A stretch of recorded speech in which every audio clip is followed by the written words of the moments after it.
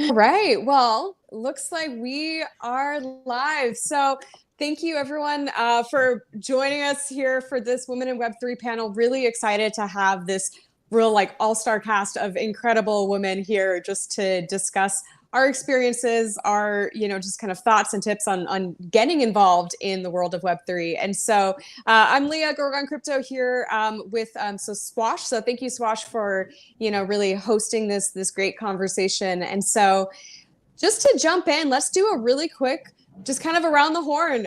Who is everyone? What do you do? Where do you work? Just give us a little something on what you do, and then we'll dive into the conversation from there. So let's see, who wants to kick her off? I can go. Yeah. Perfect. Yes, Sammi here. I'm the COO at T2. I say that's my day job, but I'm doing the MBA at Oxford right now at the SIE Business School. So I also lead the ecosystem here. We have an Oxford DAO as well as a few student organizations in the ecosystem. Happy to be here. Awesome. All right, who's next? I'll go next. I'm Ioana Surpateanu. I'm the founder of Strategy W, which is a crypto consultancy, one of the first in Belgium, actually, where I'm based. And I'm on the exec board and the advisory board for a variety of Web3, Metaverse, and DeFi projects. And tonight, I am proud to wear the Swash hat and happy to represent the team. And I'll stop because Sammi, you made it so difficult. You were so concise. Now I have to. So I'll hand it over to Naomi. Yeah, great. Thank you for that. I'm Naomi. I'm currently a social media manager for a company called Minima. We are a blockchain protocol currently in testnet, and where everybody can run a full node on their phone. And so I do a lot of writing and Twitter stuff. And handing over to Annie. Yeah, nice to meet everyone. I'm Annie. I wear too many different hats, so I'll just be very short, just voicing them out and back off. So I'm a fiction author and turned into NFT artist. I also have a podcast called NFT Rebels, and from the professional side, I'm the CMO of NFTfi. So I work exactly on the crossroad between NFTs, between DeFi and NFTs. Exciting. Well, I am really, like I said, just excited to have everyone here to dive into. Like, as you guys can see, we have a really diverse background and audience and different experience. And so I'm glad that you mentioned NFTs, actually, and I'm really excited to have you specifically on the show as well, because I think that that's one area that we've just seen such an explosion of support for women in the space, which has been really cool to see. There's a lot of women-led projects. There's this real push for women in Web3, I think specifically in the NFT world, which has just been so cool to see. Because I'm sure as each of us got involved at various points, we probably didn't know very many other women that were also involved. So it's really quite exciting to see that growth. And so speaking of that, I think what would be just such an interesting thing to kick off the conversation is what were some of the hurdles that you guys really felt when you were first getting in? I think that we can talk in kind of a higher level perspective of hurdles to mass adoption, but I think it'd be interesting to hear you personally, what were some of the hurdles you felt, and then what actually helped you overcome it? Because obviously you all did. You're here, working in the industry now. So yeah, I just would love to hear a little bit more of some of your stories around that. Sammi? I'd say the biggest hurdle for me was the language and aesthetics. Didn't feel that anything was, or a lot of the projects that I came across were not very inclusive. Didn't feel that they kind of did. Some projects I felt even lacked the bare minimum. Onboarding people. I had to how I came across or how I came over that was. I'd had to literally go and ask my friend circle, all the social media channels that I had, does anyone know about this? Does anyone know about that? Then I found this thing called Telegram groups, and then my life changed. I don't know if for better or for worse, but I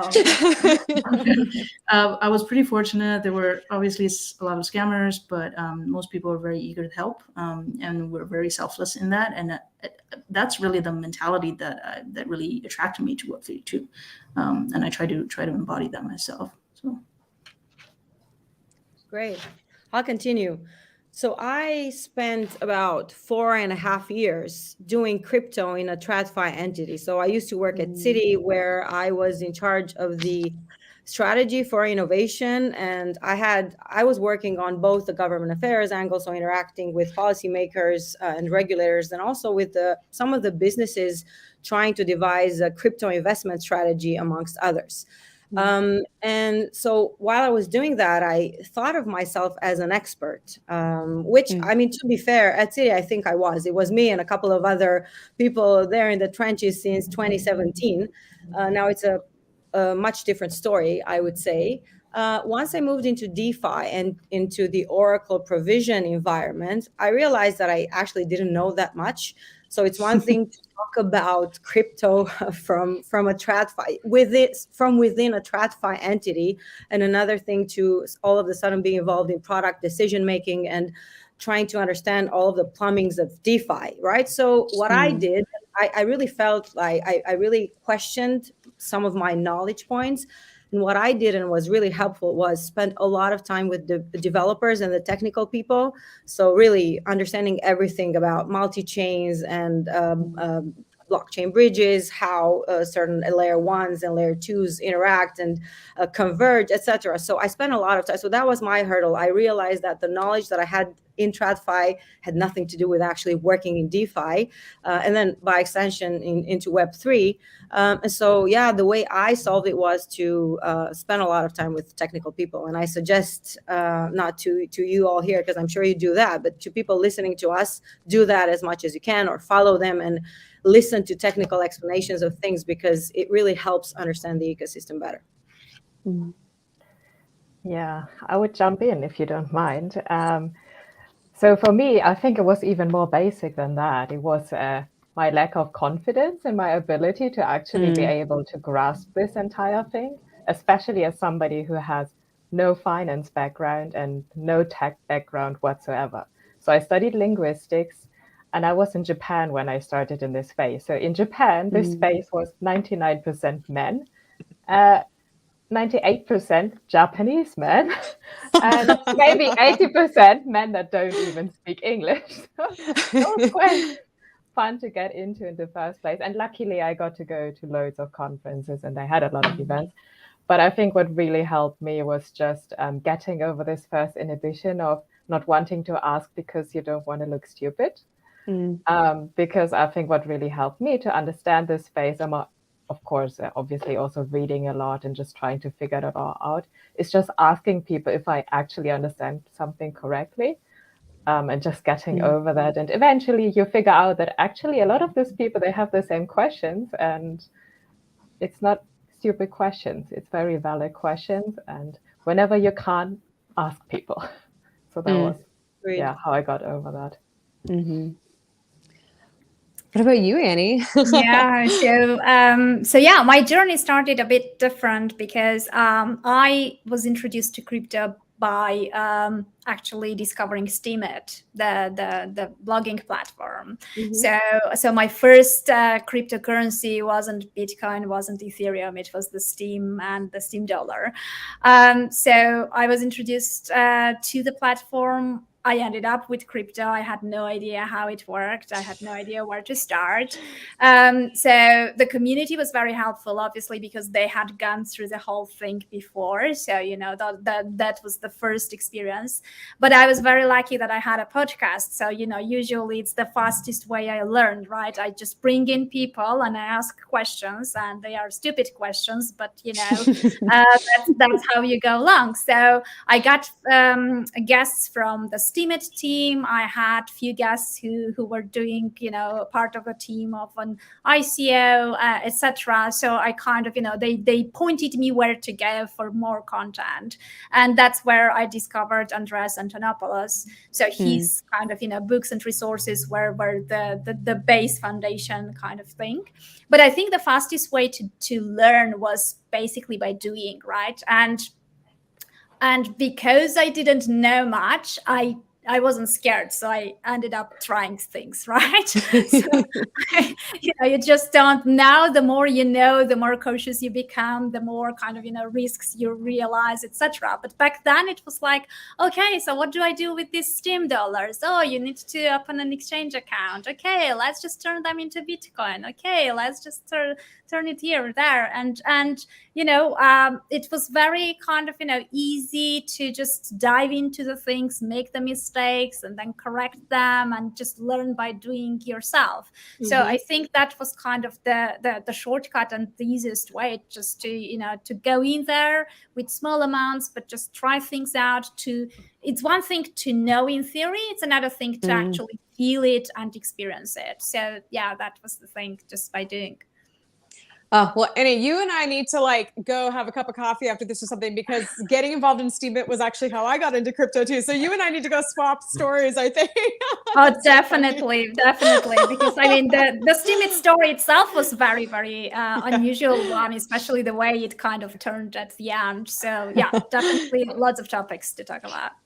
What I love, I feel like has been a thread through what all of you have said. And Naomi, I really relate to what you were saying about just the general kind of, it feels a little overwhelming, because I know I also didn't have a finance or a tech background, when I was first really starting to get into this. And the kind of the thread that I feel like I've heard from all of you is you just have to get in. You have to just try it. It's one thing to read about it and think about it, but just really okay, I'm just going to commit to action, even if it's baby steps. So I'm just going to start learning, maybe it's getting an Andreas Antonopoulos book. Maybe it's just starting to play around with DeFi, NFT, whatever it is that your thing is. And so when I forget who it was who mentioned onboarding earlier. I feel like it was either Sammy or Naomi. So sorry, but let's talk about that a little bit, because that's such a key component, of that comfort level that we're just talking about, right? Where someone goes from that feeling of I don't know if I can do this, to being okay, maybe I can do this. And onboarding is such a key part of that. So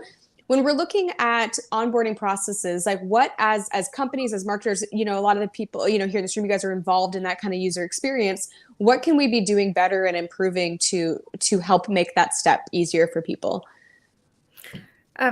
From marketing perspective, I think the important thing is basically to put yourself in the user's shoes and just try to understand what's important for them and what are the benefits of what you're offering, right? Because very often when you go and join teams where there are tech-only teams that create something mainly for themselves and they're very excited about it, you start these conversations about what's your differentiator, and then you end up with an answer being blockchain, and then you end up seeing a copy on a website which is very technical, very complex, and not very comprehensive for the users, right? So turning these features into benefits, into real life stories, into human stories that actually matter, are important. And I think that's why the NFT space actually worked so much better than the cryptocurrency itself as a aspect of the blockchain, because here you're talking about stuff that people understand and care about. You talk about art, you talk about music, you talk about culture,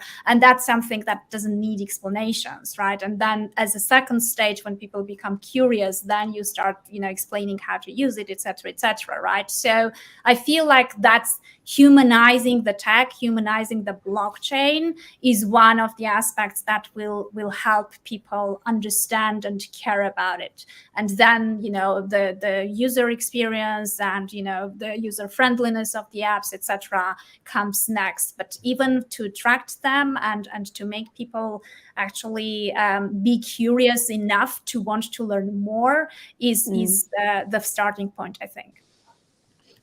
I'd love to continue from there, if I may. But first, a sidebar. I'm glad there's this little Steemit reunion here, because T2. Oh my God! I already feel included now. Me too. Don't worry. So when Teacher goes to product launch, we'd love to have you all on board as test users as well. We're a curation market for content, for written content. I'd love to see all of you there. So back to what Annie was saying, little steps at a time. And that I always refer to a framework called, so it's a whole field of study by Rachel Botsman on trust.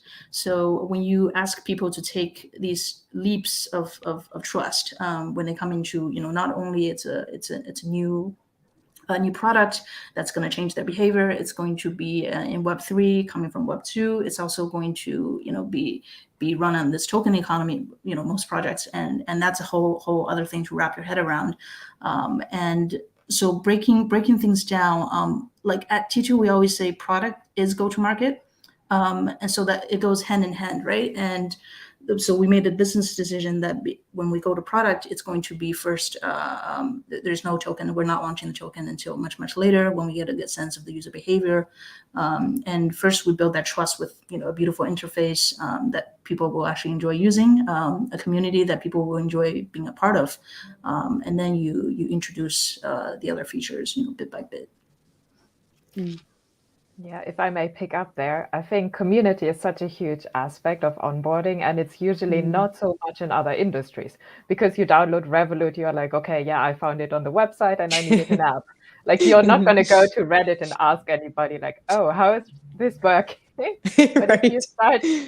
But if you are interested in a crypto project and you're not sure about it yet, the first step will be joining the community and checking out, like, is this actually a community I want to be involved in? And a lot of the times, if all they post is when moon, then you might change your mind and be like, well, maybe it's not actually the kind of community I want to be a part of. And I think there's a lot of great communities out there, but even there, sometimes I feel, at least for my friends who are not in crypto, even just asking them to join Discord is already quite a hurdle. Yes. Because then you confront them with all these channels and stickers and Nitro and how all of that works. So I also think we can do better even in terms of the platforms we currently use. And I hope that eventually we will have a feasible alternative to Discord that doesn't put us always in the danger of Discord being offline and all of us not being able to communicate. Yeah. I have a slightly different perspective because I actually think we've come a long way, right? So I always like to create mental models around, well, the ecosystem. So currently we're talking about Web3 and the metaverse, which I believe to be a very tangible implementation of those Web3 related decentralized technologies we've been talking about for over a decade. And so I see the way that I look at Web3 and the metaverse today is like this gamified virtual economy compounded of a variety of verticals, some of which are vital for its development. And some of the verticals which I think are really relevant are obviously NFTs, and then Web3 gaming, traditional gaming, digital fashion, and self-sovereign identity, which is a topic that that is very close to my heart, and I think is a very relevant angle in the whole Web3 discussion. What do these things have in common? It's like there's this global and borderless creativity and capacity to coordinate in a distributed way that we haven't encountered before. Let's just say that up until 2 years ago, more or less, this was mostly centered around decentralized finance, which I am aware is a pretty elitist part of the ecosystem. Why? Because you need to have some financial background to understand the jargon, also tech. So there you saw this collaborative environment mostly centered around developers who were looking to upgrade protocols, deal with scalability issues. I mean, they still do that, right? But all of a sudden, via the NFTs and the digital fashion, we've opened up crypto for masses. So I think by definition, we have solved or diminished some of the problems related to onboarding. Of course, they're not. I mean, the onboarding is not perfect. Of course, there are a lot of issues to solve. And I agree, Naomi, you were talking about communities and how these communities coordinate themselves, right? So if we think of DAOs, and I do, as the new form of a company in the metaverse or in Web3 or representative of Web3, then we need to do better than that. We need to move, we can still keep Discord and Reddit and Telegram, but we need to find much more advanced coordination mechanics, right? But I think we're in a good space. I also believe that people who want to get involved into crypto should put in the effort to learn. Obviously, let's abstract the complexities away. People don't need to know what happens in the back end in terms of transaction reconciliation or etc. But it is a different type of industry. People need to learn. It's in their interest to learn because it's exciting, right? Why shouldn't you want to learn? And so I believe effort and education, a lot of education should be put into that. And also, I believe infrastructurally, we're not there yet. So we're still building in DeFi. We're now moving to DeFi 2.0. We have programmable protocols and composability, and we're going to have this decentralized capital markets world that will not look like what we now think of when you think about the analog economy, which I think is very exciting, by the way. We also need to build the infrastructure for the metaverse, payments infrastructure. When it comes to NFT, there are so many issues around metadata storage and on-chain storage of the metadata. So still many infrastructural issues that need to be solved before we can onboard everyone. So I believe people should also learn about these pitfalls in a way, and we can do it progressively. Yeah. I'm so glad that a few of you have brought up community, because I think that truly is such an important piece of the pie in this conversation, because ultimately, if you're trying to learn and you're trying to listen, you're doing it by yourself, it can be even more overwhelming than it already is. And so I guess one kind of question I might have for you guys is, so for the people that are kind of like, okay, where do I get started? And, obviously, like, you can join the community for different projects. There's also, I noticed you guys, a lot of you are part of the Bigger Pie, which is a great, platform just helping to bring women in Web3 together and offer support. But where would you so let's say your friend is like, I kind of want to learn more and dive in. Like, where would you send them? What's like a good kind of like next thing for them to go do? I know it's kind of a general question, but I'm curious where you would send your friend. May I go first? Yeah. Because I was just recently a study group leader for a program called Unit Masters. So they do like a 6 weeks program where they teach you basically the fundamentals of blockchain. And I found they have excellent speakers.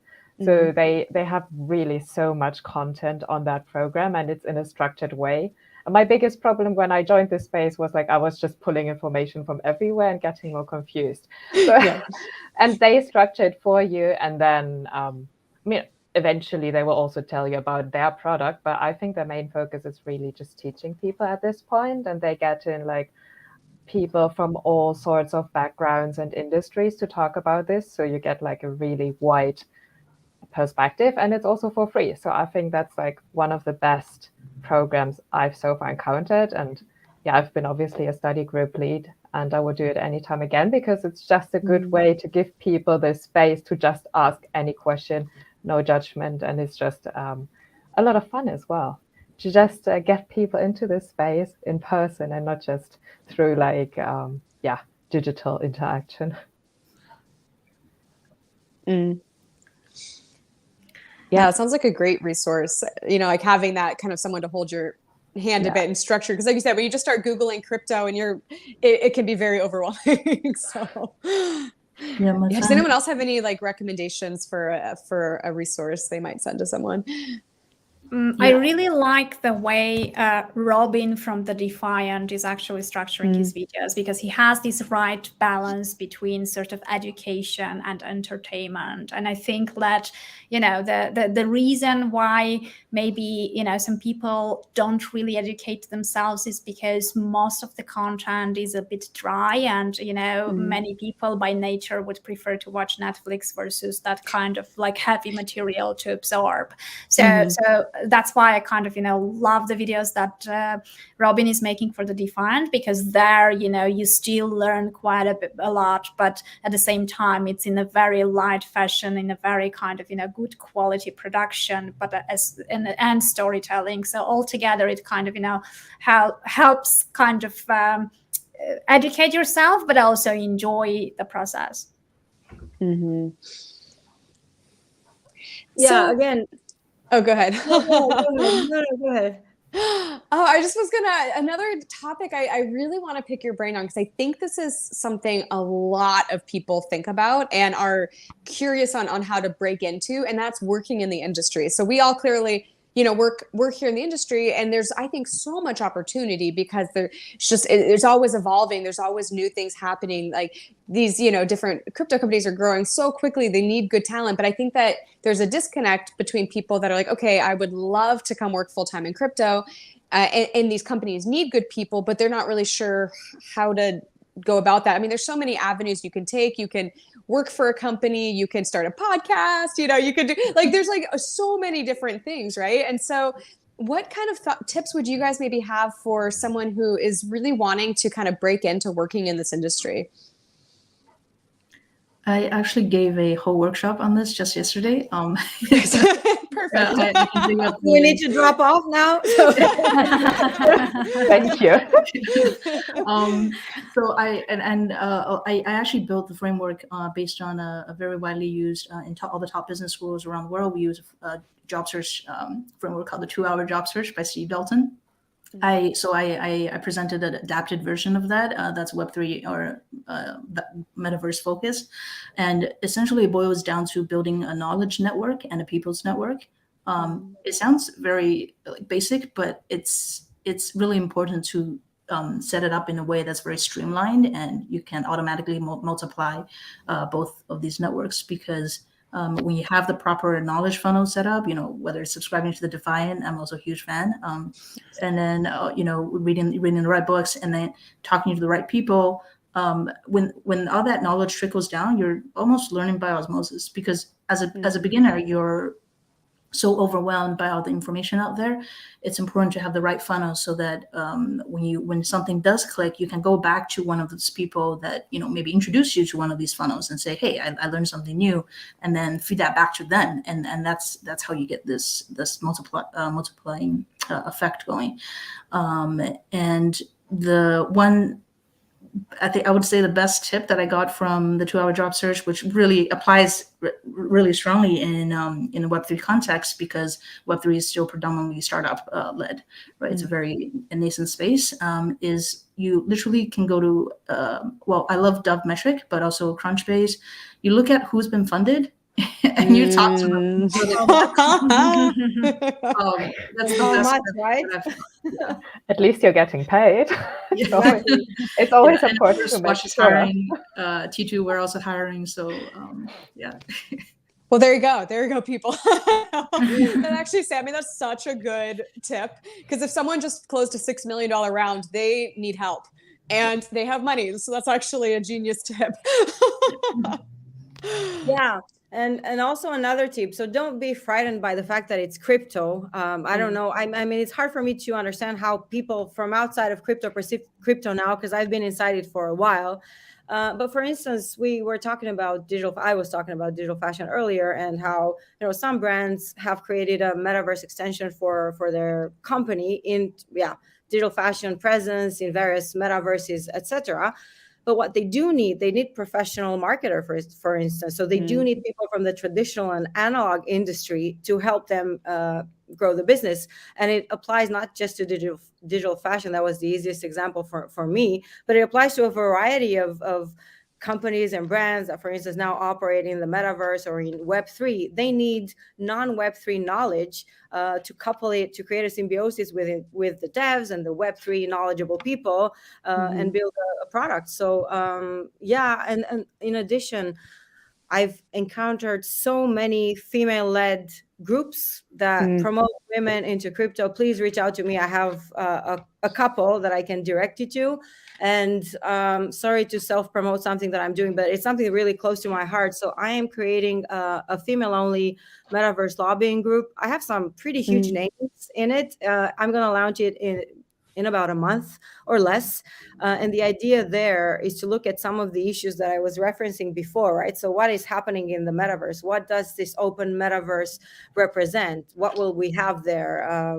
We will need NFT standards. We will need clarity on IP and commercial rights related to NFTs. We will need to figure out if inter-entity, intra-metaverse value portability is touched by financial regulation, for instance. So the idea there is to put this brilliant group of women together and create concise thought leadership pieces on some of these topics, and then start reaching out to policymakers, because in 10 years from now they're at proof of work level, but in 10 years from now they will look at this space and figure out they don't understand it. And so and that group is open. So we're going to start with a relatively small group of women, but we're looking to expand and attract female talent or women who are curious about these topics. So watch out for that.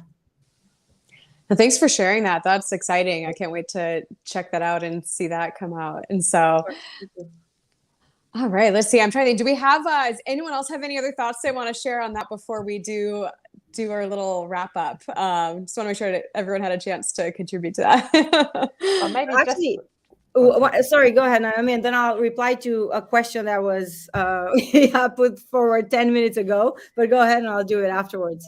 No, it's just like a short idea also for people who maybe aren't entirely sure. You can always get involved in DAOs or communities you enjoy. And a lot of the time, these will actually hire from the existing community if they see somebody stand out. I mean, at our company, we've done that as well. We've recruited people from the community who've been standing out. And I think a lot of DAOs, a lot of companies are doing that because they know you understand the product, you're passionate about it. So it's a win-win situation, really. And it's a good way to get involved and get a feel for, anything out there. Fully second that. And I would add, contribute to Gitcoin bounties for a specific product and for a specific DAO. And then you get yourself out there and you showcase your talents. So Naomi, great point. And actually, I want to go back to the question related to the resources. So the way I got fascinated by crypto was actually via a Wired article about Silk Road. So there are so many hacks. I mean, with all due respect, I'm sorry about the projects that experience this, but crypto is such a sensational industry, right? There are so many sensational things happening. So there are hacks, there are all of these, scandals, everything. Try reading into that, and then you'll get curious. You'll want to understand how potentially a sub-mediocre person ended up stealing $200 million in ETH, or I don't know what. It's an angle, so it gets curious, right? So look for all of these. I like the articles that tackle hacks in a very technical way, and then they explain how it actually happened. I actually love the articles that tackle breach hacks, which are some of the most sophisticated in the industry. So look at all of these things as well. You don't need to, because Annie, you were mentioning, you're right. Some of the content is dry. Well, this is not dry. This is at the other end of the spectrum. So there are a multitude of ways, I guess, via which you can get fascinated with the topic and try to learn more and integrate yourself into it. That's it. I'm done. Stop talking. There's also a lot of human drama in crypto. Exactly. So if people are interested in that, then crypto is the space to be.